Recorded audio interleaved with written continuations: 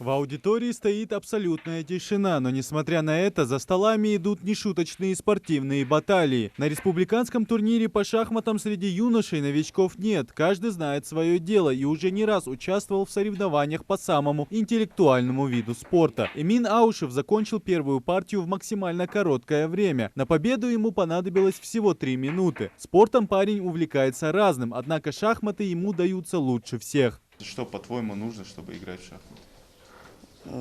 Сначала желание нужно, потом заниматься просто каждый день. Я в раннем возрасте начал, поэтому нормально получается. Как тебе вообще сегодня? Удается игра? Не знаю, только первая партия была, соперник легкий был. Еще 6 партий в этом турнире. Думаю, в призы попаду точно.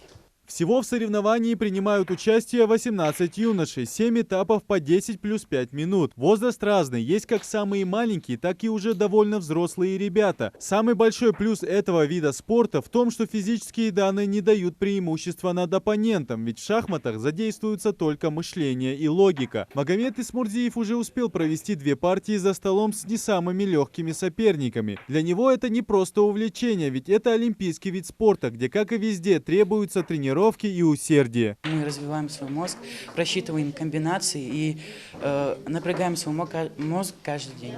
В чем твой, например, секрет или козыри? Секретов нету, главное думать и продумывать все ходы и не допускать ошибок. Как сегодня? Смог продумать все ходы? Да, я, по крайней мере, в 2 последних турах, которые я сыграл, я не допускал ошибок. Турнир приурочен к Всемирному олимпийскому дню. Мероприятие организовано Министерством спорта региона совместно с Федерацией шахмат Ингушетии для популяризации игры в республике. Из-за коронавируса уже традиционные турниры приходилось откладывать. Это соревнование станет открытием шахматного сезона для юношей. Мы хотим, чтобы дети чаще играли.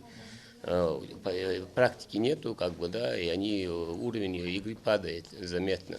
Поэтому чем чаще будут турниры проходить, тем они будут повышать свой уровень игры. У нас, конечно, подъем шахмат в республике. У нас есть хорошие перспективные дети. Победитель будет определяться по наибольшему количеству побед. По окончанию турнира призеров ждут кубки, медали и грамоты. Начать играть в шахматы никогда не поздно. Эти юные стратеги на своем примере доказывают, что в этом виде спорта может преуспеть каждый. Идрис Ижиев, Магомед Белакиев, Новости 24.